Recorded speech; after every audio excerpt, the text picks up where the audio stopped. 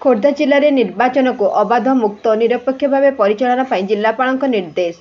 बिना भय और पक्षपातितार कार्य करने को निर्देश। जिले में निर्वाचन परिचालन पर समस्त सहयोग लोड़ा। राज्य में उभय लोकसभा और विधानसभा निर्वाचन पर भारत निर्वाचन कमिशन गतकाली घोषणा करने पर आदर्श आचरण विधि कड़ाकड़ी पालन करने जिलापाल श्री चंचल राणा अधिकारी मानक परामर्श देइचंती। सद्भावना सभागृह में आयोजित सांबादिक सम्मेलन में श्री राणा कहले जे अबाध और निरपेक्ष निर्वाचन पर समस्त सहयोग लोड़ा। जिले में भुवनेश्वर लोकसभा निर्वाचन मंडली अंतर्गत जयदेव, भुवनेश्वर मध्य, भुवनेश्वर उत्तर, एकाम्र, जटणी, बेगुनिया, खोर्धा और पुरी लोकसभा आसन अंतर्गत चिलिका विधानसभा में मतदान होब। षष्ठ पर्यायर हेबाकुथिबा एही निर्वाचन पर आसंता एप्रिल 29 तारिख में विज्ञप्ति जारी होब एवं मे 6 तारिख में प्रार्थीपत्र दाखल प्रक्रिया आरंभ होब।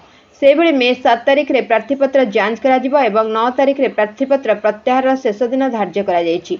एथिसह जून 4 तारिख में निर्वाचन फलाफल घोषणा करा जाय जून 6 तारिख सुद्धा निर्वाचन प्रक्रिया शेष कराजिबो।